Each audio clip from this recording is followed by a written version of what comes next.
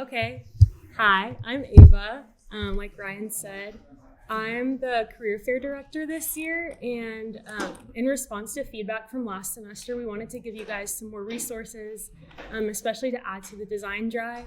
And recently, people have been asking, like, what is the design drive? Where can I find it? And so we have a QR code for you to scan if you don't have access to it yet. And that contains former student portfolios, resumes, softwares, and previous tutorials as well. And just here's a brief overview of what we're going to be diving into this session. And don't forget, when you scan it, you just press the three dots up in the right, and you're going to start the design drive, and then you can refer back to it as you need.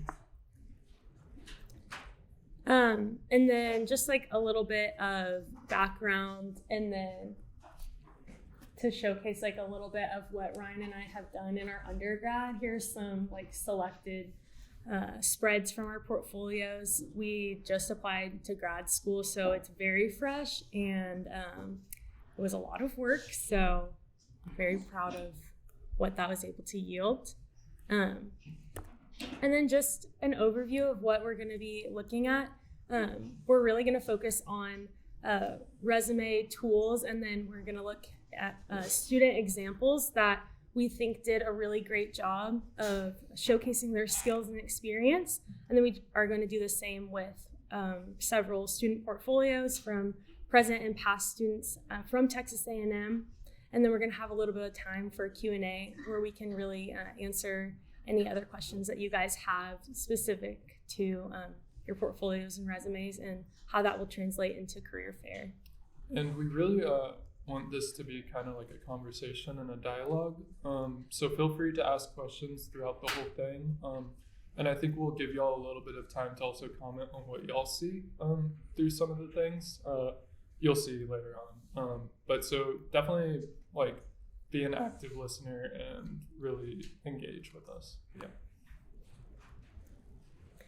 So to start, we're just going to look at resumes, and this is the definition of a resume. It's really a very brief, just an overview of what you have been able to accomplish and things that you have focused your time and your skills on thus far.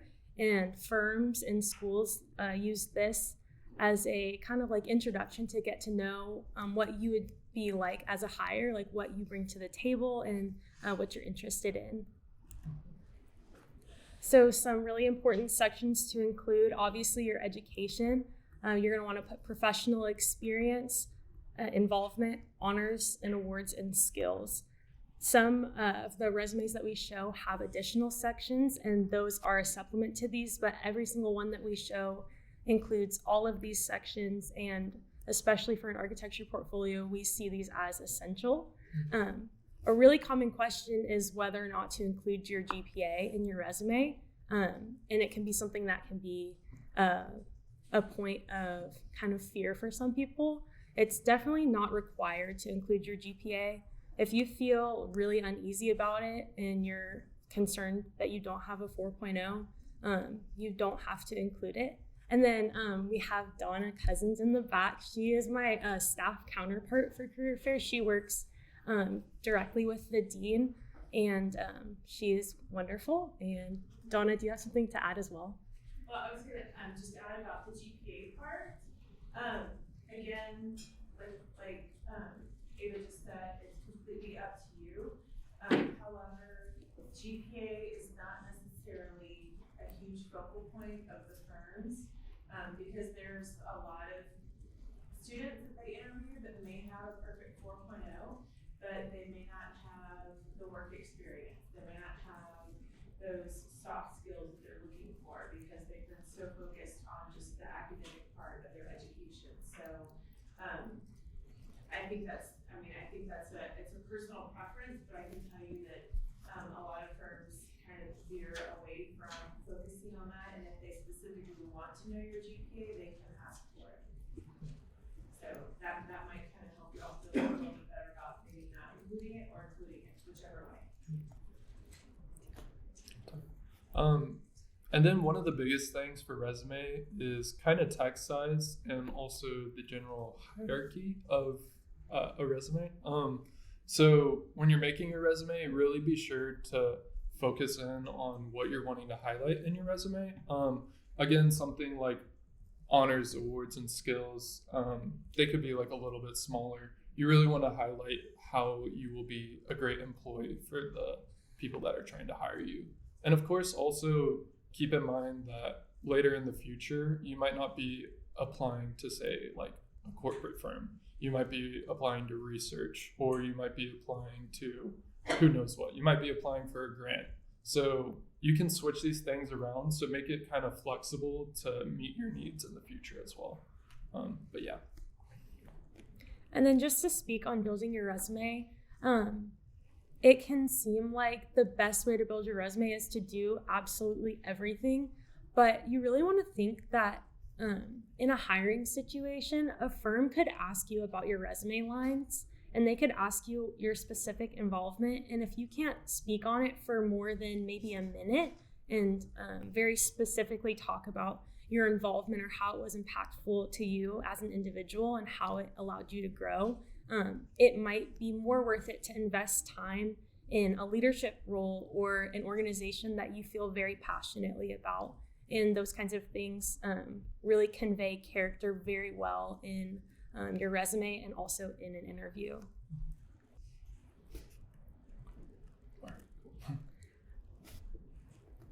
Yeah.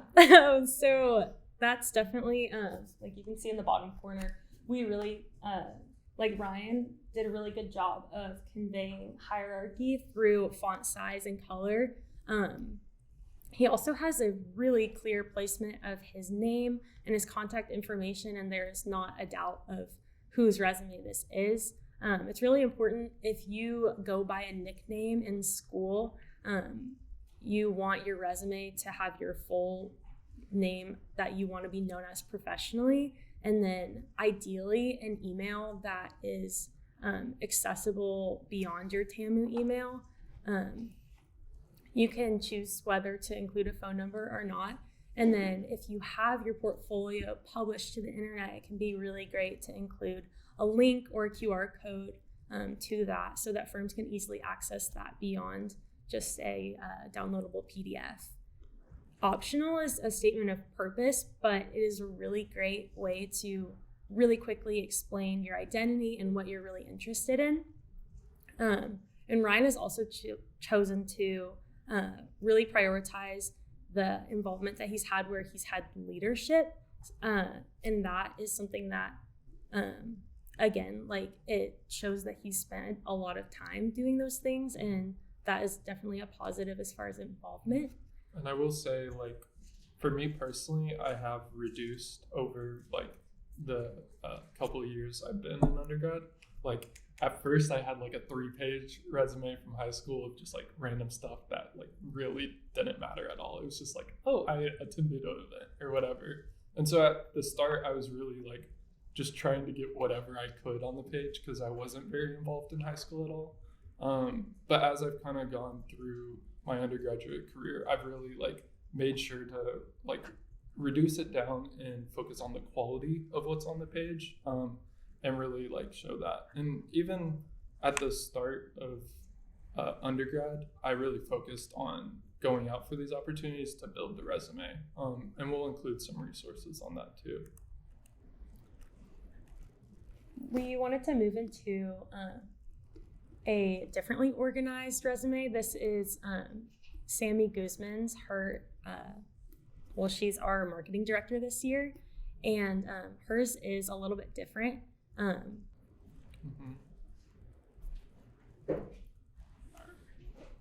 Yeah.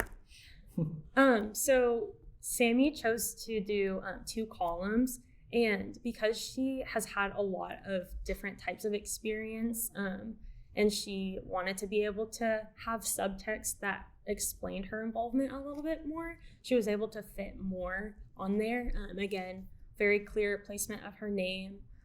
One of the questions that we got from the sort of like feedback was, can you use color in your resume? And definitely like something that you can do. It's really important to use a legible color for sure. Like you wouldn't want to use neon yellow, obviously, but a dark color, like this is dark blue.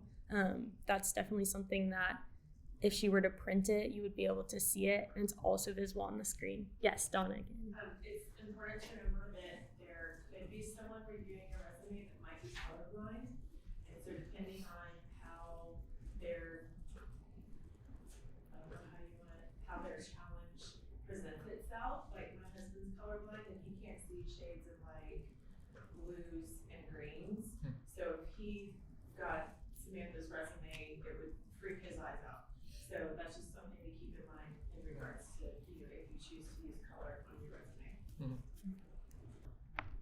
And again, just wanted to reiterate that the quality of the time that you've spent on various organizations or service or whatever you've chosen to involve yourself with in your undergraduate years is more important than having a ton of involvement, but having it be really shallow.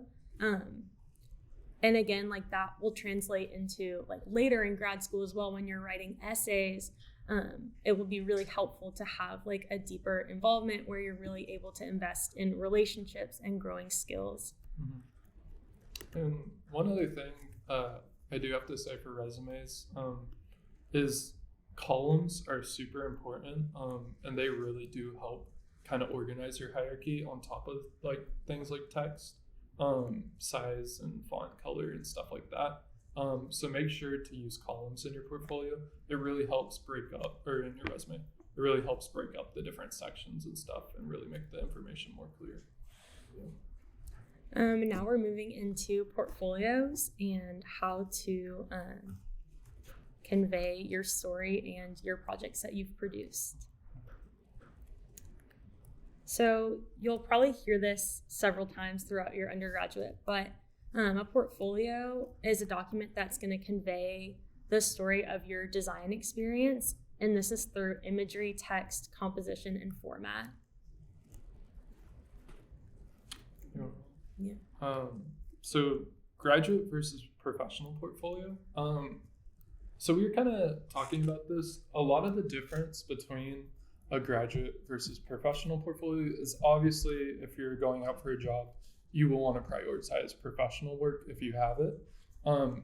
And also another key thing is that a lot of firms ask for under 10 megabytes. So that will significantly reduce what you might like do in your portfolio. So it might be more like a selection of works rather than a full-blown portfolio, where you're really just showing your talent through like a couple of like literally like 3 or so projects that like really convey your like ability to design and stuff. Whereas a graduate portfolio, which y'all will be doing later on possibly, is more about like showing your entire work and how that kind of shows like the story of what you want to do with design. And those are going to have like less limits on it, so you'll have a lot more work to show. So for career fairs specifically, it is like choose quality over quantity, like for sure, because that's what firms are looking for too. Yeah. Sorry, I keep interjecting, but so in your portfolio, whatever you have in your portfolio to share with the firms, make sure that you can speak to it, because what the firms are looking for is not just like an amazing image, that hooks them or gets their interest, but I mean, they want to know like what was your thought process behind that design, and they want you to actually step them through that process as you're showing them that particular image or group of images. So just make sure whatever you put in your portfolio that you can speak to it and speak to it in a very granular way to where they can really see who you are as a student, as a designer. So they don't want to just see the pictures. They want to know like what was the meat behind that, like what was the motivation. And to add on to that, at least for me, some of the best interviews I had were when I was going into detail about my projects. And there was something that they might have designed before that was similar to what you were doing.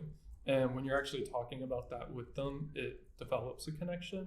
And you'd be surprised. It could be like anything. Like, I know, like Ava, I interviewed you for the task force the other day, and she did a project in Sugar Land. I'm from Sugar Land. So it was like, oh, like that's an immediate bond and connection you get in an interview process. So definitely for sure, like Donna said, like go into detail, really talk about it, make it a personal kind of thing. And again, like really the underlying message of our entire workshop is that the quality of what you have in your portfolio and your resume is always more important than the quantity. And not only that, but nobody wants to sit and click through 150 pages. Nobody. And that includes firms. So just really be conscious of, as you're producing projects and as you're collecting more and more work that you've produced, like, is this something that I'm really excited to show people? Like, is this something that I would want to put in my portfolio? And what parts of it do I feel like are really strong that I'm really excited to get to explain? Mm-hmm. So this is an example of a spread from a former student. Her name's Maggie, and she goes to Harvard now, but she graduated from A&M in 2022. Cool. Yeah. So yeah, Maggie does it very well in this spread in terms of like how she used image limits, not only to just like keep the page like organized and composed, but it's also a great way to kind of like make your ideas more like conveyable through that simplicity. So like, and then even like it says here, like the color palette and aesthetic are kind of uniform throughout. So really it can be used as a tool to kind of convey your ideas better. And that's something you'll start to realize as you do your portfolio more and more, is really it's a way of organizing all of the work you've done and helping you understand what you've done through that kind of like just continuously going through it and really organizing it and figuring it out what those projects like really mean to you. And a note for the pacing for this page, she's chosen to go from general to specific. So she went from an overview, oblique, including the whole site, to then slowly like scaling and then zooming in to show like the detail in the plan, which is a really great strategy. If you are having a little bit of trouble laying out a page, this is a really good go-to. You can always play around with it, but it's a really great way to organize your project. Mm-hmm. And image limits are also a great way to, if you're having trouble like getting started with your portfolio, it can be really good to like kind of give yourself some parameters to work with, because that will kind of help you like know what you need to do, which can sometimes help people get past that like initial block. But yeah, that's it. You want to talk about white space? Yes. Something that is really different from when you're doing like presentation boards and pinup boards is because we're paying to print, by the square foot, you do want to take up as much of that space as possible for those. But different in your portfolio, white space can be really helpful for the legibility and honestly to help with the organization of your pages too. Mm-hmm. So don't feel like you have to fill every square inch. Margins are really nice, and you can have, bigger than 1/4 inch margins. Mm-hmm. Always use the white space. It's definitely your friend, and some people can be afraid at the start to use white space because they feel like they need to use as much space as possible. But it really does help balance your work, and it like removes like the like kind of like chaos of a page, which sometimes can like convolute what you're trying to show. But yeah. And then this is Aiden Shertzer. He's a 4th year in Axiom. This is his full portfolio, and he actually is not applying to grad school this cycle. So this is his portfolio and he's right outside the room right now. That was Aiden. Yeah, that's He's Aiden. Like making a funny face. This is his portfolio that he is using for the professional hiring cycle for this year. Hi, Aiden. But just to kind of also talk about it, you can clearly see how there's kind of a pattern through the way he composes his portfolio. So you can kind of see the flow of like how he's moving from different types of images and different types of content to kind of like make it easier to digest for the reader. This helps a lot with viewing fatigue. If there's both like a lot of text or a lot of images like all right up next to each other, it can be really hard to view your portfolio. So that's really something to keep in mind, especially if, you know, a hiring manager or an admissions officer is viewing a lot of portfolios at once. And then here's just a diagram that we used to show how that pacing is broken up. So you can literally kind of see it's easier to diagram it out. Even if you're starting a portfolio, sometimes it's useful to do like a rough diagram like this to kind of show like how you're going to organize the entirety of it. And you can see the clear pattern going on here.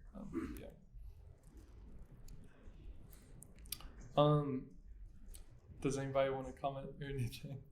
Probably. You don't have to comment. Yeah. I'm sitting right here. Thank you. This is my 305 project that I did with Tyrene.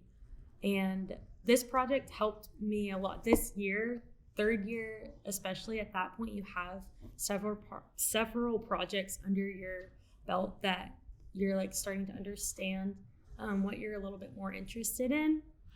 And also, like I had a better idea of composition as well. So if you're in first or second year and you feel like you don't have a lot of images right now, I felt the same way. Even like after second year, I was like, I'm not really sure what to do. And a portfolio it's definitely a process too. Is something you have to think about. Because like for me, literally, I think I made 4 portfolios under my undergraduate career, and each time it completely changes, and you're kind of like seeing how it changes. And the first one was nowhere close to the finished result at all. Like I have no idea how I got to this point. Like if I was looking at what my portfolio is now compared to what I had done like 205 trying to get a job for the summer, it's like a world's of difference. So don't be intimidated at all. I promise you, as you go through your career, it will just like all of a sudden explode and you'll have an amazing portfolio. So just keep that in mind for sure. So Ava does a very good job of balancing the text in this spread. And a really great thing she does is she kind of frames the rest of the images with the text box that she has, which is very helpful. And you'll see that text almost is like another image for your composition almost. It can help like balance what you're doing on the page and stuff. And it can also convey your idea much, much better. And then even just in terms of like, you have like a title, like font style that you use, you have a subtitle font style that you use, and then you have a text body font style that you use. And you can really see this really well. She has her subtitle in bold, and then her text below that. And then even her little call outs to the images below are like grayscaled. So really trying to balance that hierarchy so you get what you need. And if you need to look for something, you can find it below, but it's not like overbearing or anything. So really keep that in mind. And another thing to note is try to avoid more than 5 sentences on a spread, because the more you add, the less people are going to read it, really. And even if you do it very intentionally, it'll actually increase the amount of time somebody spends on a page because they'll actually want to read this stuff, if it isn't like a massive text box that they don't want to read. Q&A time. We included some of the questions that y'all sent in. What is it? Alex, what's your question? Say your question. I want to say it at the end, unless you really want to say it. Okay. Okay. We'll let you say it at the end. I don't really. Okay, go. What should I include in my portfolio? So obviously your like projects that you really like. So a good example of additional things to include, Aiden Shertzer, who we showed his portfolio, he's a photographer, and he included a section in his portfolio that was some of his best photography that he's done.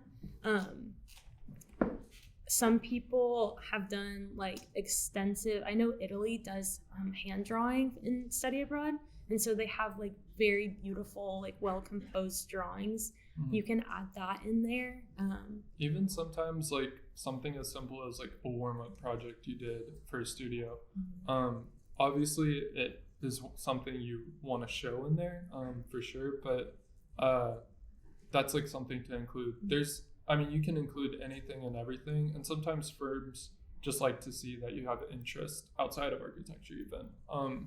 And again, sometimes it can just like, that little tidbit can like connect you some way with somebody, and they might be more inclined to give you a job. So really anything that's a creative endeavor and it's an extension of you, you should for sure include in your portfolio. Any questions about that? Yes. One thing I noticed in your portfolio, you included a CV. Is that something, as a phone, but is that something that like grad schools or like professional people are looking for, or is it just a personal?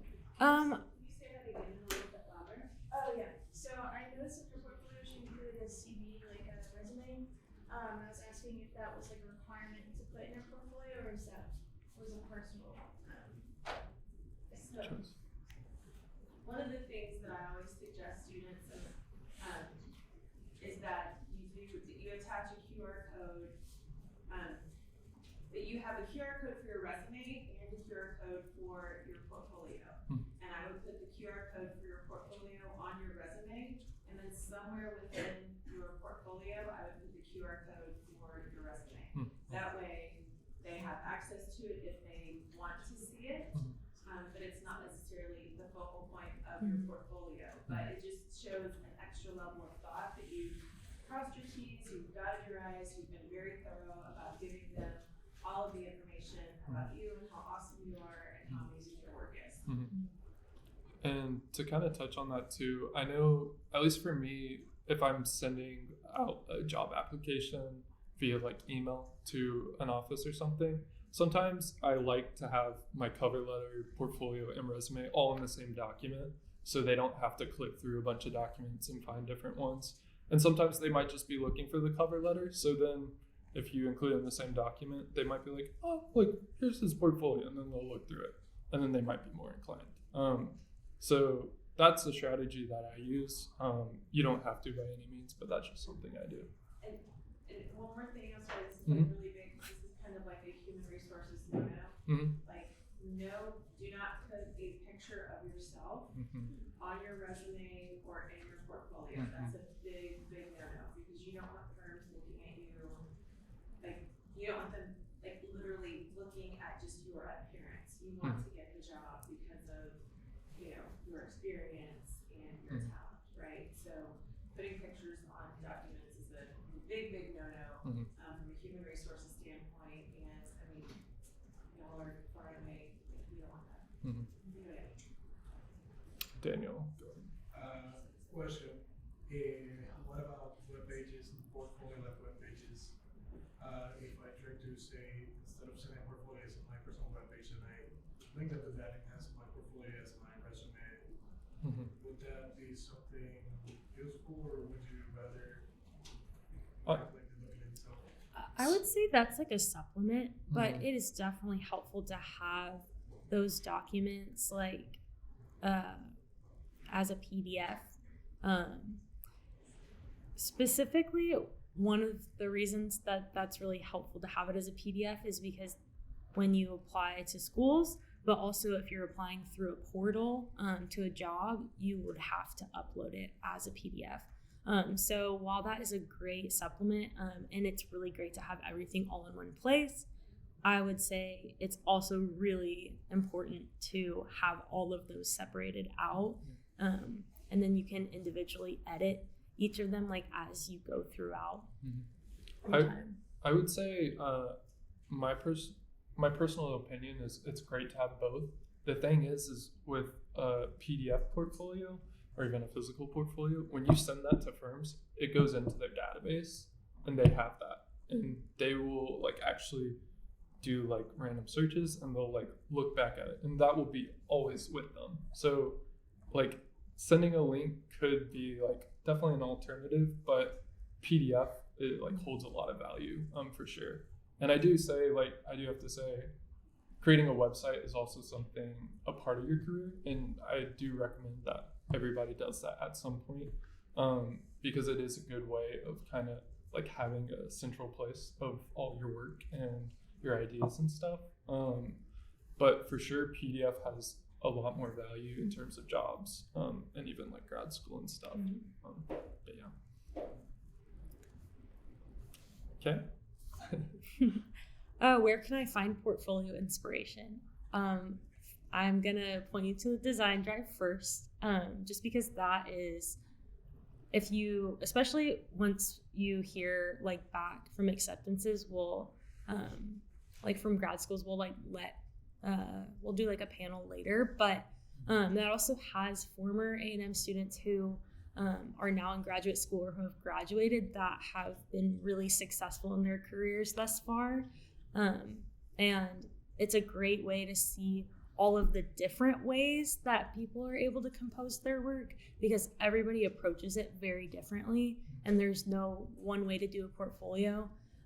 Something else that's really good to use as a resource is Issue. If you've never heard of it, it's ISSUU. You can search, like, if you're looking for a specific job, like someone who got a specific job, people will put like accepted job at XYZ or got accepted into X grad school or whatever. So that's a really great database as well. And that kind of goes with Daniel's question about a website. Issue is also a really great way to publish your portfolio. So firms can access it through that if they need to. Even like in my resume, I have my Issue link to my portfolio. Or even like Donna was saying, you could even do a QR code to your Issue portfolio. But yeah. Cool. Yes.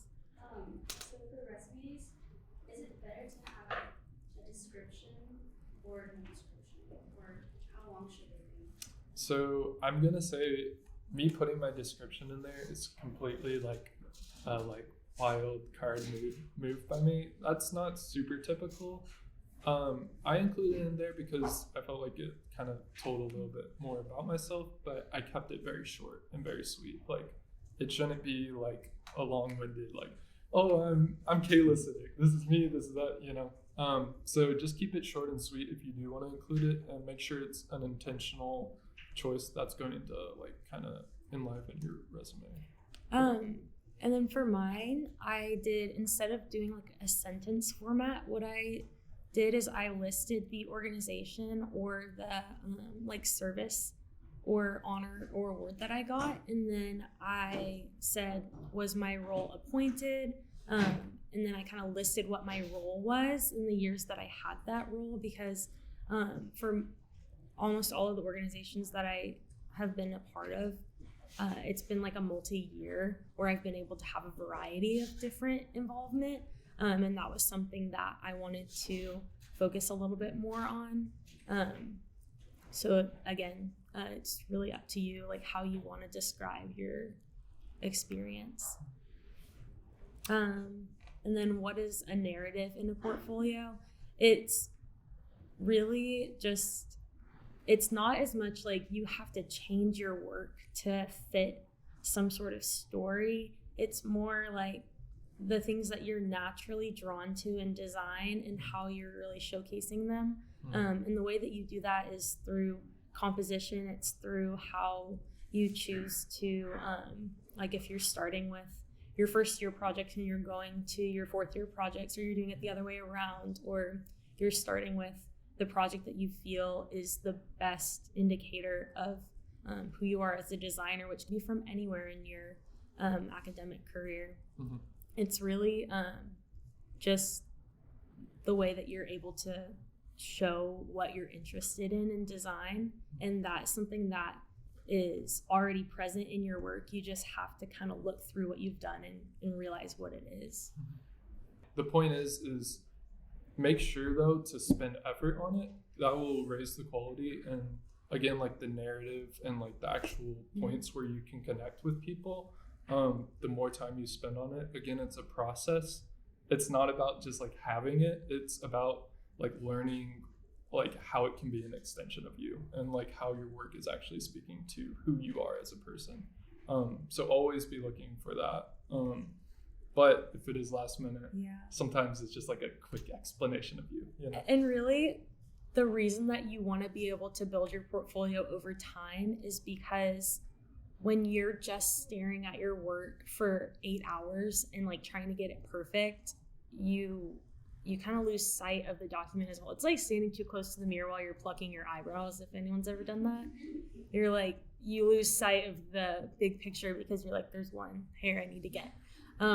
So especially like Ryan and I talked a lot about this as we were doing our applications, but even taking like an hour away and like going to lunch and then coming back and realizing like, oh, I think I could do this a little bit better. I would move this here.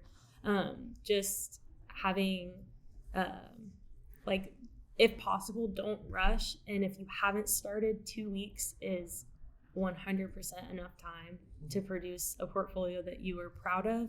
And that is a really good indicator of the work that you've done thus far. And to kind of touch on that too, a lot of people have, including myself, like, I will like be like, all right, time to work on the portfolio. And I'll just sit there and stare at the computer, just like the screen, and like nothing will happen for like an hour. And that can be really hard for a lot of people. My best advice is just like drag rectangles on the page, like do anything to just get something there. And eventually you'll just start going, and then you'll have all your images in. And even like a thing like image limits or pacing diagram, like you can do little practices that will just help you get going. That's my best advice if you're really stuck, is just do whatever. Just like start filling pages with randomness. I don't know. And then eventually you'll have all your work in there and it'll be really good. But yeah. Oh, these are my questions. Okay. Should I include high school experience on my resume? So for me, I actually included one tiny thing of high school on my resume, even for graduate school, which was I was a DECA state finalist, which I never showed up to any DECA meetings. But I made it to finalists, and that was something I was really proud of because it was like something that I was really good at, and I thought it showed my kind of ability in the business side of things. So that was something that I thought from high school that kind of has stuck with me, and something that is a like quality of mine. So my point is you can include high school experience. Just make sure it's something that you feel is like super great and something that really tells like an employer more about you. So when transitioning from project to project, is it necessary to have a cover page that gives you like an idea about what you're going to go into, or do you just start it with the project and the description? So a lot of these choices, again, are personal opinion, really. Something like a title page can really help the pacing of your portfolio. And so when people get to that title page, they know it's a new project. Sometimes even some people's projects can look very similar from like year to year or something. And it might even be hard to just realize it's a title page. So if you aren't doing that, just make sure the title is very like prevalent on the first page. But it might be more like, it's not like structured as a title page. It's just that like there is a title there, if that makes sense. I don't know if that makes I can show a good example. I'll upload an example. So you guys mentioned having a story for your portfolio. Is that for like graduate school specifically, or both for professional as well? Yeah. And how did you like make a story? Like, is that Yeah. text, or was that like through your design? So for sure, that's something that for sure is more geared towards graduate school. I would definitely say sometimes employers are really just looking for like, oh, do you have this? And do you like, But also sometimes, kind of like we were talking about, the more you talk about it, it does become more of a connection and like more of a story. In general, like I know at least for me, how I organized my portfolio was on my table of contents. It says like each question that I started with for each project, and that was a way of kind of like showing how I'm like looking for like what is that problem we're trying to solve. And that was kind of the way I showed a story in my portfolio, and it shows you how I solve those problems. And that's a way where it's like a little more functional to tell a story, but it is still telling a story. There's tons of ways you can do it. It's kind of like the painting of architecture is like, or of portfolios really is like, how are you being creative and like showing a greater idea of, again, like, how does this work extend yourself as a person, and how does it tell a better story of who you are? But yeah. It's not necessarily through text. It should be like a combination of all of the things that you've produced. And a really great way to trace your narrative is to write about your projects while you're doing them, and to keep like it doesn't have to be a lot, but to keep an active account like while you're designing, like writing a sentence or two in your sketchbook about what it is you're doing, or writing questions that you have, like what Ryan was saying. That's something that I have done since first year. And I didn't include any first year projects in my portfolio, but it was through that and then through my internship experience that I realized that I was really passionate about community engagement in design. And then that made it really easy to trace. It gave me something to ask questions about when I was in my internships as well. And I got put on projects where I got to do those kinds of things. But it's helpful because a lot of it traces back to like, what are you passionate about? Like, what are you naturally designing towards? And a lot of those are going to be, issues that a lot of firms are, also trying to resolve through design as well. So it's a really great conversation point if you're able to kind of trace that in your work. Another example I'll say is my portfolio is chronological. So it literally goes from like literally the first project I did once I got into school all the way to my final integrated project. And even you can see in my portfolio, there's a clear shift in how I like worked from when I worked for Mark Foster Gage, which was who I worked for, and the projects I did for him, like you can see how those had an impact on who I am as a designer and how I would design, and even the skills I could actually implement in my projects. So that's another way of telling story.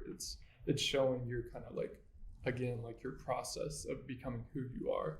But yeah, I mean, there's plenty of ways you could show that story. Even one more example, I'm sorry, like our Spain project, something that was really influential for it, was that we visited the site and we saw like school had just gotten out and all the kids were running to the plazas to play in Barcelona, and they ran to our site to play. And that was like something that was super influential for our project. I didn't put it in my portfolio, but it's a story point, like something that like gives actual like I don't know, the warmth of your portfolio, So yeah. Can I say one thing, and I promise I'll be quiet? I just get so excited because I hear like Donna say some really great stuff. So remember that every firm, the way that they win work is they have to interview for it, right? And that project team, that design team has to take what they know the owner needs or what the owner says they need, and they have to connect their design,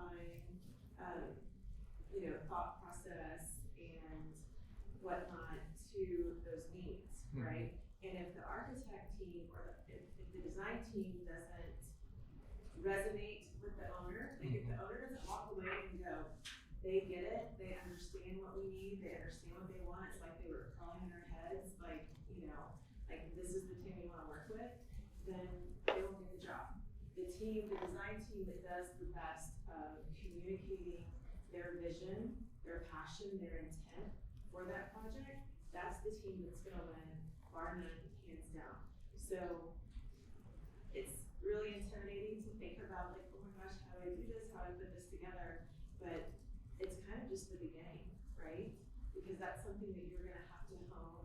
and to improve upon and craft throughout your career, right? Because that's eventually how you're gonna like work. So the more that, like they were saying, the more that you can connect and tell that story, but more importantly, connect with the person that you're interviewing with, the more successful you will be in like communicating that vision or your vision. Does that make sense? Yeah. So get used to telling stories, guys. Yeah. Any other questions from anybody? Is a table of contents required, or is it like recommended? So I always will say I recommend it. Something that some people do is they include it on their cover page of their portfolio. So like the very like front, like this is my name, this is my portfolio, and then it shows the table of contents like under that. Some people do that to reduce the amount of pages used for the table of contents. That's something that people use quite a bit, but I would say somewhere in there it should like list out that's kind of just like a profession thing. Yeah. So what would be the best way to show like your portfolio? I know there's some that are vertical, some that are horizontal. So I don't know if it matters, like the notation. It's up to you. I will say that if you're working like with spreads, so that's going to be 2 pages next to each other, it's going to be more optimal for viewing if you do 2 vertical pages next to each other, because it's going to be closer to the aspect ratio of a screen. And 90% of the time, unless it is specifically asked that you have a printed portfolio, like they are going to be viewing on a screen. So just keep that in mind. You can do a horizontal portfolio for sure, but definitely be thinking about like, if this is on a screen, like what is the best way to showcase this without having my text be like extremely small, or having like really large margins whenever it's on like a PDF viewer. And to kind of touch on that, like just in general, like the standard at least that I use, I feel like a lot of people use, you can correct me. Closed, so your page size is 8.5 by 11 is a very common, is that what you're gonna say? Yeah, I was just gonna say like you have 2 8.5 by 11s that face each other, and in InDesign you can like check that like facing pages, and then they'll just be put together and that's your spread. And yeah, I mean that's the typical. Some places require certain things, but for the most part that's pretty typical. But yeah. Yes. Is there any other softwares other than InDesign, or is InDesign like a good choice? What do you pick the software for making portfolios? There are other softwares, but I would say for making, like InDesign is for publications, so that's why people use them for their portfolio, or people use it for their portfolios. It does have a little bit of a learning curve. I would say of all the Adobe softwares, it's like a medium tier difficulty. It's less difficult than Photoshop, in my opinion, and a little bit more difficult than Illustrator.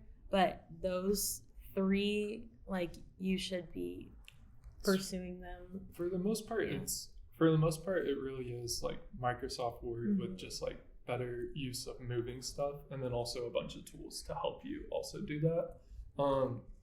One thing I will say is just in general, InDesign is industry standard for architecture. So it's definitely something I would highly encourage you to actually like become proficient at. And also we do have posted in the Design Drive and on the AIS YouTube an InDesign tutorial if that's something you're interested in too. But for sure I would try to go through like InDesign is definitely the main thing you should go for. There are tons of other ways you can do it. Yeah. Any other questions at all? All right, awesome. Thank y'all guys for coming. Again, keep a lookout for the different videos. I'll send in the AIS when I post them and stuff. If y'all need any of that, And then all the resources for portfolios and resumes are in the drive. So just go to that if you have any other questions, or even come ask us.